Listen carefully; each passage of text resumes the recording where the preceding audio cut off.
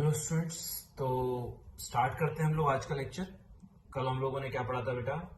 कल हमने एक दूसरे टाइप की टाइप 4 जो थी अपनी टाइप 4 हमने पढ़ा था। कौन सी रिएक्शंस? सिक्वेंशियल रिएक्शंस हमने पढ़ी थी। सिक्वेंशियल रिएक्शंस, ठीक है। ध्यान दे दिया होगा, तुमने पढ़ लिया होगा। आई होप कि सारे लोगों ने वीडियोस देखे हैं। मेरे को पता है, वैसे तो सब दिखता है कि कौन कौन वीडियोस देख रहा है और कौन कौन वीडियोस नहीं देख रहा है, कितने लोग एक्टिव है और कितने लोग एक्टिव अभी नहीं है, ठीक है। तो प्लीज वापस बोल रहा हूं मैं, जो बच्चे वीडियोस नहीं देख रहे हैं तो प्लीज वापस सारे लोग ये थोड़ा सिंसियर हो जाएं और जो वीडियोस चल रहे हैं उन्हें प्लीज देखा करें, ठीक है बेटा। जितना भी की लेक्चर्स चल रहे हैं, क्योंकि बहुत ज्यादा जरूरी है देखने, है ये वीडियोस देखने जरूरी है ना, और देखने भी जरूरी है। फिर उनको नोट्स में कॉपी में भी नोट डाउन करने हैं, क्योंकि मैं तुमको नोट्स भी, लेक्चर नोट्स भी पीडीएफ के फॉर्मेट में सेंड कर देता हूँ। वो भी नोट्स पूरी प्रॉपरली अपनी फेयर नोटबुक में राइट डाउन भी करने हैं। उसके बाद जो असाइनमेंट मिलता है वो भी प्लीज सबको करना ही करना है, ठीक है, ध्यान रखना। तो बढ़ते हैं हम लोग। तो कल हम लोगों ने देखा था सिक्वेंशियल रिएक्शन। सिक्वेंशियल रिएक्शंस कोई ज्यादा कोई अलग तरह की कोई रिएक्शन नहीं थी। सिंपल सा कॉन्सेप्ट था कि भाई एक रिएक्शन में एक रिएक्टेंट से प्रोडक्ट बनेगा, जो प्रोडक्ट बना होगा उसमें से कोई भी एक से ज्यादा प्रोडक्ट बने तो कोई भी प्रोडक्ट उसमें से दूसरी रिएक्शन में काम आ जाएगा, फिर कुछ और प्रोडक्ट बन जाएगा, जो बनेगा वो वापस से रिएक्ट कर जाएगा, कुछ और प्रोडक्ट बन जाएगा। इस तरीके से करते करते रिएक्शंस को क्या कहते हैं हम लोग? सिक्वेंशियल रिएक्शंस कहते हैं। किसी रिएक्टेंट का या प्रोडक्ट का अमाउंट दे रखा होगा, दूसरे का अमाउंट निकालना होगा, ये सब हम लोगों ने कर लिया था, ठीक है। लास्ट टर्न पे हम लोगों ने कल जो बात की थी, ये बड़ा अच्छा सवाल किया था KClO4 वाला। आई होप ये सबको समझ में आ ही गया होगा, ठीक है। बहुत इंपॉर्टेंट क्वेश्चन था ये, ठीक है बेटा। आगे बढ़ते हैं हम लोग, और कैसे किया था वो तुम्हें आता ही है ना, मैंने सारा पूरा करके दिखा दिया था तुम्हें कैसे करते हैं। अब एक और आगे बढ़ते हैं हम लोग अगले टाइप की नहीं, सॉरी, अगले एग्जाम्पल की तरफ, है ना, अगले क्वेश्चन की तरफ हम लोग बढ़ जाते हैं, ठीक है। चलो इस रिएक्शन को देखते, क्वेश्चन देख लेते हैं। क्वेश्चन क्या कह रहा है? एक रिएक्शन हो रही है S8, acid is sulphur. Sulphur react कर रहा है O2 के साथ, SO2 बन रहा है। S8 plus O2 will give SO2। दूसरा क्या है? SO2, जो SO2 बना वो O2 से रिएक्ट कर रहा है, बना है SO3, ठीक है। फिर जो SO3 बना है वो वाटर से रिएक्ट कर रहा है और बन रहा है H2SO4। और फिर जो H2SO4 बना वो रिएक्ट कर गया BaCl2 के साथ, तो बन गया BaSO4 प्लस HCl। ये प्रॉपर रिएक्शंस हो रही हैं। पहले सल्फर ने ऑक्सीजन के साथ रिएक्शन करी, SO2 बना, फिर SO2 O2 के साथ रिएक्ट करा, SO3 बना, और फिर जो SO3 बना वो वाटर से रिएक्ट करा और क्या बना दिया? H2SO4 बना दिया, ठीक है। और जो H2SO4 बना फिर वो BaCl2 से रिएक्ट कर गया और क्या बना लिया? BaSO4 और HCl, ठीक है। हमें क्वेश्चन में गिवन है सल्फर जो मैंने लिए वो 10 मोल लिए हुए हैं। अच्छा, कोई पूछेगा यार सर सल्फर तो एस होता है, हाँ, तो आपने एसिड क्यों लिख दिया? ठीक है, बच्चों के दिमाग में आ ही रहा होगा ना किसी किसी के में कि सर यार सल्फर है एस या एसिड क्यों लिखा? तो बेटा जो सल्फर नेचर में एग्जिस्ट करता है ना, वो अलग अलग पॉलीमेरिक फॉर्म में एग्जिस्ट करता है, ठीक है ना। सल्फर की तुमने अभी तुम पढ़ोगे, जब सल्फर जो है पी ब्लॉक के अंदर आता है। ये ब्लॉक्स क्या होते हैं बात करेंगे हम लोग, पीरियोडिक टेबल के बारे में पढ़ेंगे। तो पीरियोडिक टेबल को 4 ब्लॉक्स में बांटा गया है, S block, P block, D block और एफ ब्लॉक। तो सल्फर जो है वो पी ब्लॉक का एलिमेंट है, ठीक है। पहले तो पीरियोडिक टेबल पढ़ेंगे और फिर क्या करेंगे हम लोग, हर ब्लॉक का अलग अलग चैप्टर है। एस ब्लॉक का एक अलग चैप्टर है, पी ब्लॉक का एक अलग चैप्टर है, डी ब्लॉक का एक अलग चैप्टर, डी और एफ का एक अलग चैप्टर है, ठीक है। जिनमें से हम लोग एस ब्लॉक और पी ब्लॉक तो 11th में पढ़ेंगे, पी ब्लॉक भी पूरा नहीं पढ़ेंगे, पी ब्लॉक भी आधा पढ़ेंगे।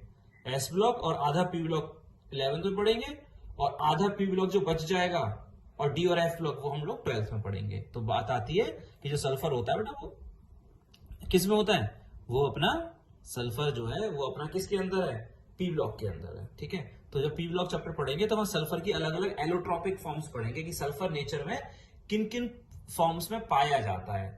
2-3 सल्फर के अलग अलग फॉर्म्स है। सल्फर रोम्बिक सल्फर होता है, मोनोक्लिनिक सल्फर होता है, अलग अलग बातें करेंगे हम लोग। अभी ज्यादा डिटेल में जा नहीं रहे, अभी तो तुम ध्यान रखो कि सल्फर जो है वो किस फॉर्म में प्रेजेंट है? अभी S8 की फॉर्म में प्रेजेंट है। इसके मोल दे रखे हैं बेटा 10 मोल। हमसे पूछा है calculate moles of BaSO4 formed.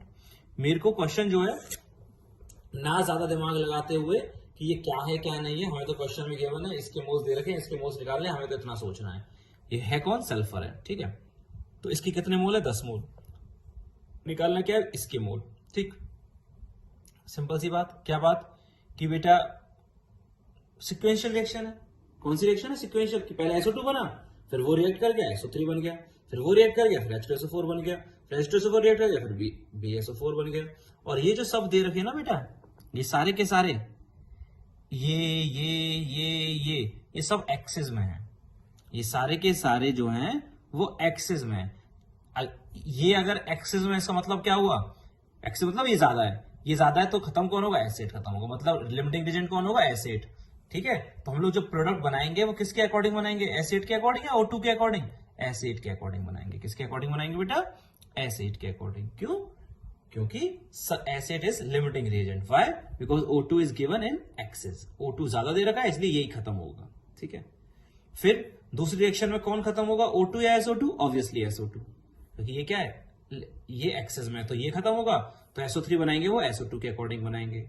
अगली में लिमिटिंग रिएजेंट कौन है, अगली में लिमिटिंग रिएजेंट है, अगले में लिमिटिंग रिएजेंट कौन है बेटा, नेक्स्ट रिएक्शन में अगली जो रिएक्शन दे रखी है उसमें लिमिटिंग रिएजेंट है कौन, SO3, क्योंकि ये किस में दे रखा है बेटा, H2 गिवन है एक्सेस में। ठीक है, अगली रिएक्शन में SO3 लिमिटिंग रिएजेंट हो जाएगा।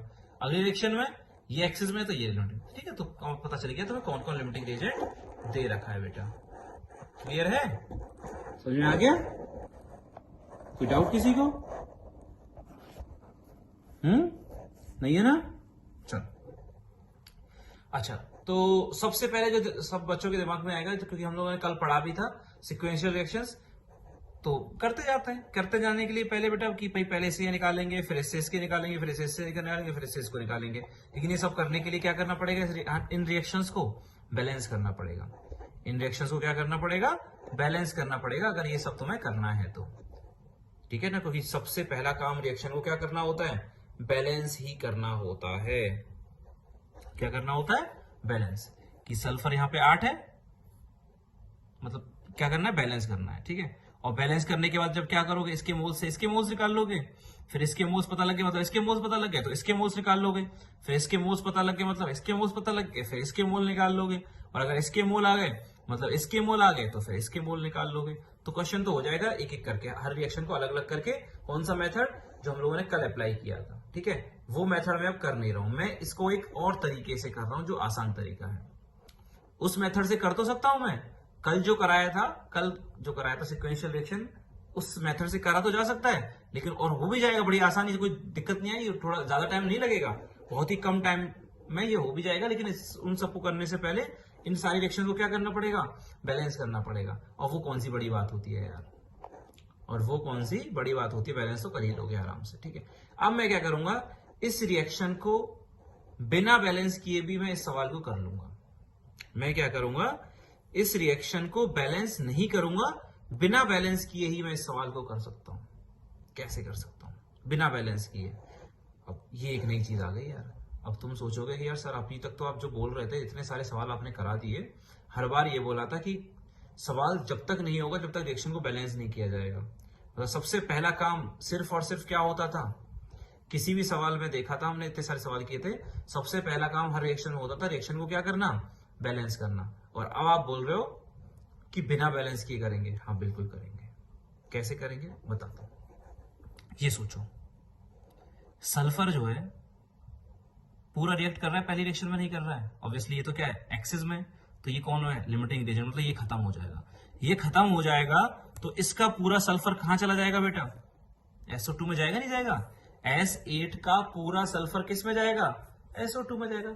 होता क्या है बेटा, एटम्स जो होते हैं, जैसे मैं बोलूं एक रिएक्शन में कार्बन काम में आ रहा है, एक रिएक्शन में कार्बन काम में आ रहा है, और उस रिएक्शन में कार्बन रिएक्टेंट लिया मैंने, कार्बन को रिएक्ट कराया और वो 50 ग्राम ले लिया, या कार्बन के 5 एटम ले लिए। क्या ले लिए, कार्बन के 5 एटम। और जब रिएक्शन कराओगे और रिएक्शन जब खत्म होगी तो भी कार्बन के जब एटम देखोगे तो 5 ही दिखेंगे बेटा। ना तो एटम किसी के घट सकते हैं ना किसी के बढ़ सकते हैं। एक एलिमेंट के नंबर ऑफ एटम्स या नंबर ऑफ मोल्स किसी भी एटम के, ना तो वो डिक्रीज होंगे ना वो इंक्रीज होंगे। उसी के लिए तो रिएक्शन को क्या किया जाता है बेटा, बैलेंस। तुम खुद सोचो, एक रिएक्शन को तुम बैलेंस क्यों करते हो, तुमने रिएक्शंस बैलेंस की होंगी, क्यों करी होंगी, तुम क्या देखते हो, जैसे इस रिएक्शन को बैलेंस करना चाहोगे तुम क्या सोचोगे, सल्फर का है एक एटम है तो यहां भी एक एटम है, हो गया। तुम सोचोगे यहाँ सल्फर के 3 एटम है लेकिन यहाँ तो 4 है, तो यहाँ बैलेंस करने चलोगे तुम। क्यों, क्योंकि नंबर ऑफ एटम्स इस साइड और इस साइड क्या होने चाहिए, सेम होने चाहिए। क्यों, हर एलिमेंट के नंबर ऑफ एटम्स क्यों सेम होने चाहिए, क्योंकि बेटा नंबर ऑफ एटम्स या मोल्स एटम्स की बात कर लो या मोल्स की बात कर लो, किसी भी एलिमेंट के ना तो घटते हैं ना बढ़ते हैं। किसी भी एलिमेंट के एटम्स या मोल्स ना घट सकते हैं ना बढ़ सकते हैं। एटम्स भी नहीं घट सकते, मोल्स भी नहीं घट सकते, मोल्स में भी चेंज नहीं हो सकता, मास में भी चेंज नहीं हो सकता, ठीक है ना। कार्बन अगर तुमने स्टार्टिंग में 12 ग्राम लिया है तो रिएक्शन खत्म होने के बाद भी कार्बन 12 ग्राम ही होगा। बस होगा क्या, अंतर कितना होता है केमिकल रिएक्शन में, होता क्या है, मान लिया रिएक्शन में कार्बन पहले किसी और के साथ जुड़ा हुआ था, अब कार्बन किसी और के साथ जुड़ गया। मान लिया पहले मीथेन था, CH4 था, और बाद में बन गया CO2। तो पहले मीथेन यानी CH4 में कार्बन किससे जुड़ा हुआ था, हाइड्रोजन से जुड़ा हुआ था, और CO2 में किससे जाके जुड़ गया, ऑक्सीजन के साथ जाके जुड़ गया, ठीक है। जुड़ा वो तो केमिकल रिएक्शन है, किसी ना किसी के साथ इंटरचेंज तो होता ही रहता है। लेकिन ये नहीं कि स्टार्टिंग में जो मीथेन है उस मीथेन में कार्बन जो है वो 50 ग्राम ले लिया, मान लिया तुमने CH4 में कार्बन तुमने 50 ग्राम ले लिया, और तुम सोचो CO2 के अंदर कार्बन 40 ग्राम रह जाएगा, नहीं। अगर CH4 का अगर CH4 पूरा खत्म हो रहा है, अगर मीथेन पूरा खत्म हो रहा है, इसका मतलब कार्बन पूरा खत्म हो रहा है 50 ग्राम, तो जो कार्बन बनेगा CO2 के अंदर वो भी 50 ग्राम ही होगा। मास ना तो किसी एलिमेंट का घट सकता है ना किसी एलिमेंट का बढ़ सकता है, ना तो टोटल मास घट बढ़ सकता है, ना ही किसी एलिमेंट का इंडिविजुअल मास घट बढ़ सकता है। बस होता क्या है केमिकल रिएक्शन के अंदर, पहले वो किसी और के साथ जुड़ा होता है एलिमेंट, बाद में वो एलिमेंट किसी और के साथ जुड़ जाता है, इंटरचेंज होता रहता है।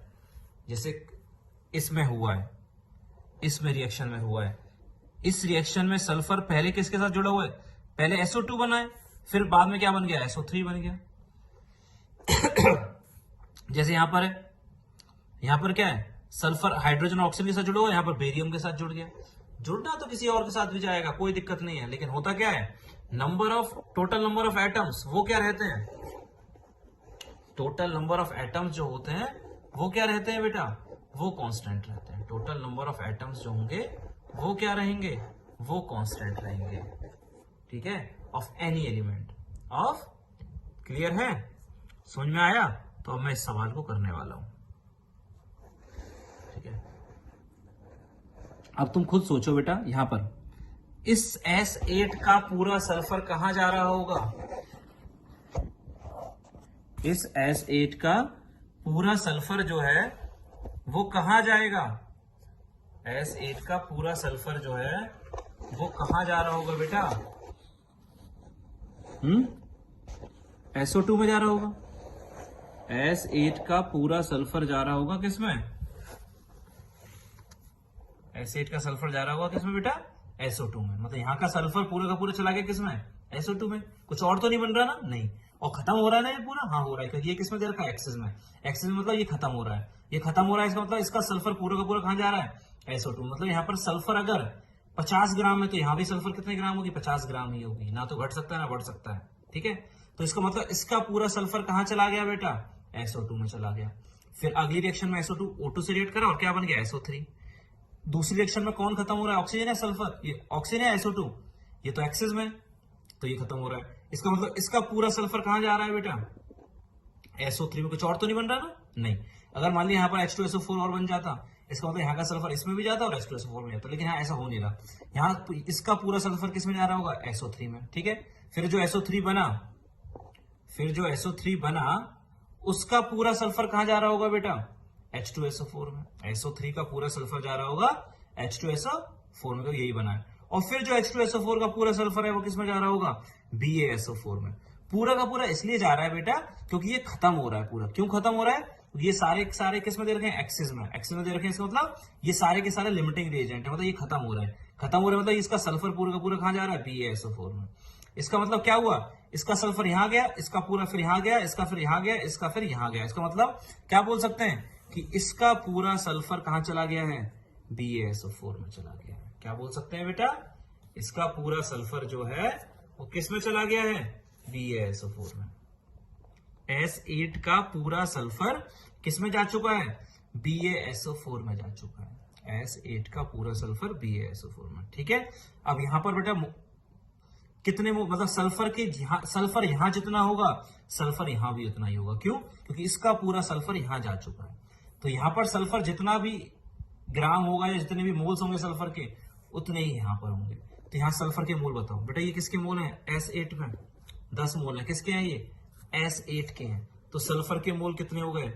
Number of moles of sulphur is equal to क्या? Number of moles of sulphur is equal to कितना?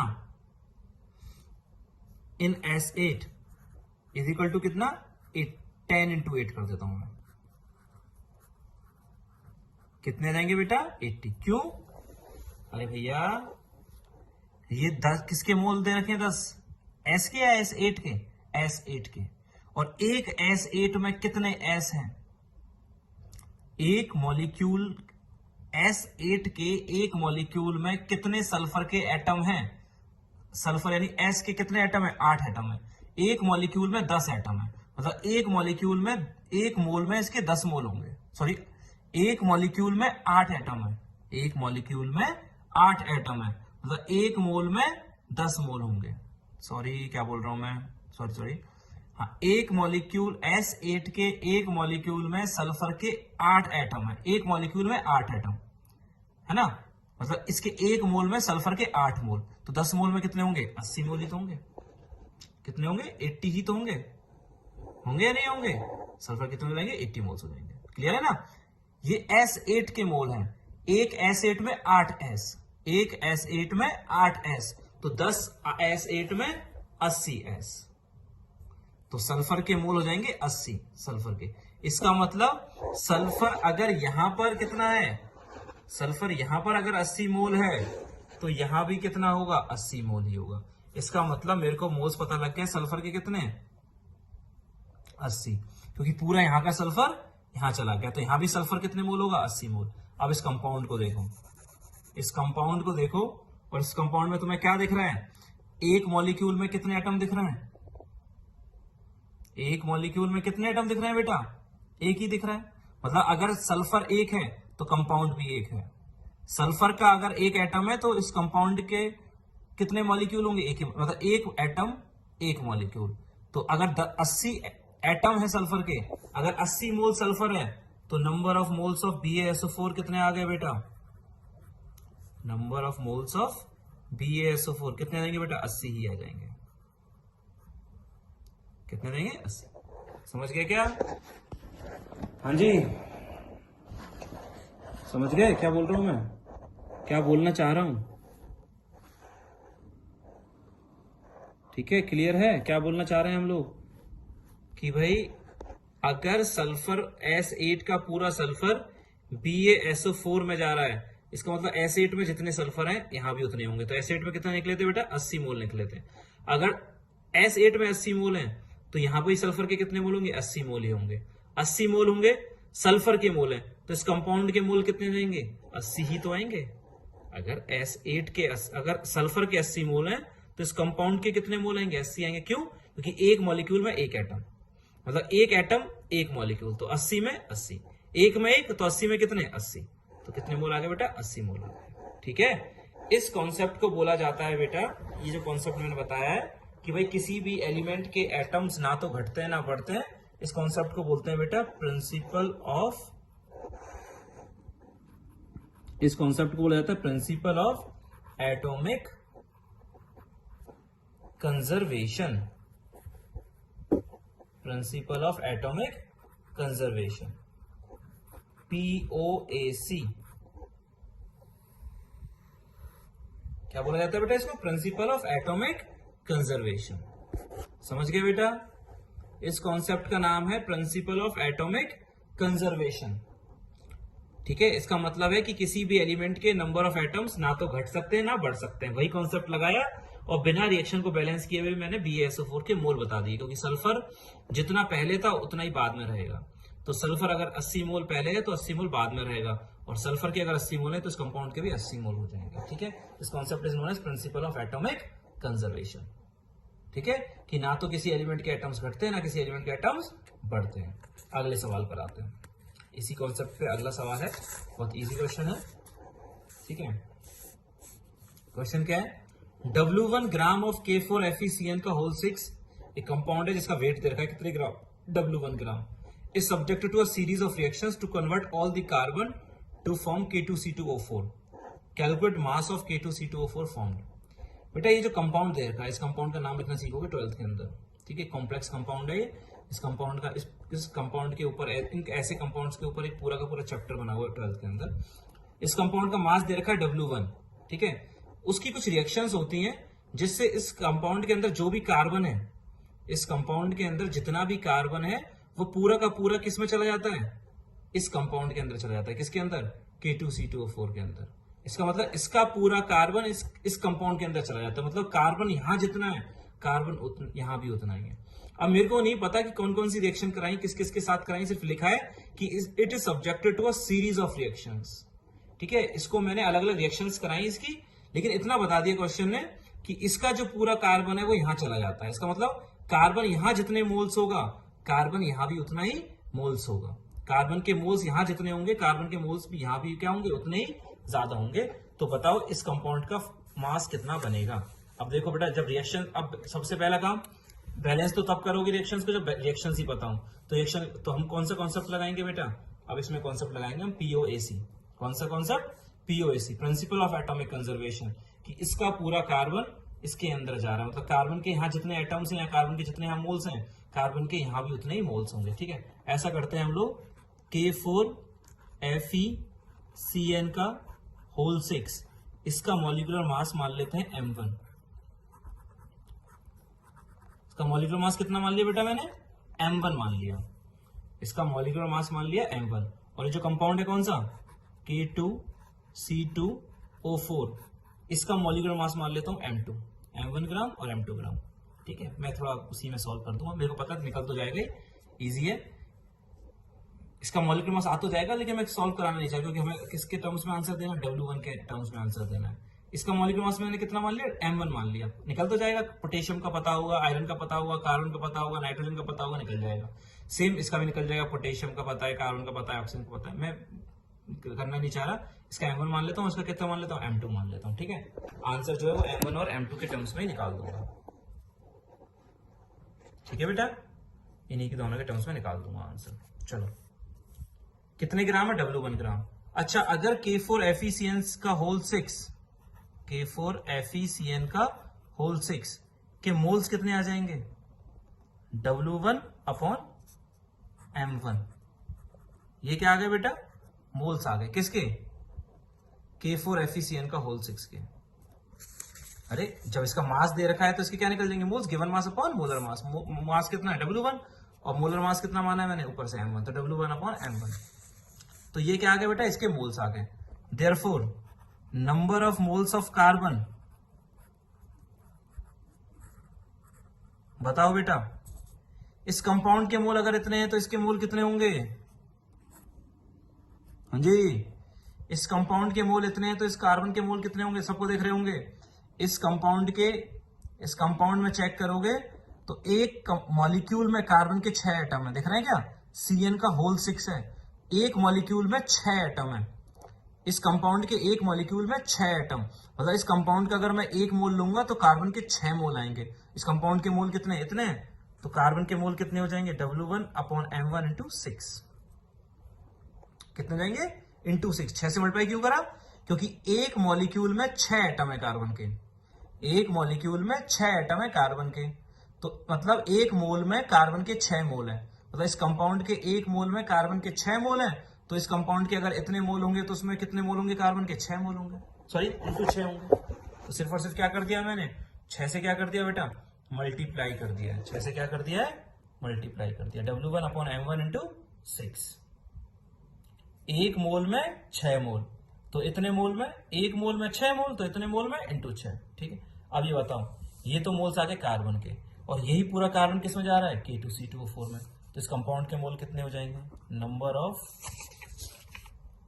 Number of moles of K2C2O4 is equal to, बताओ।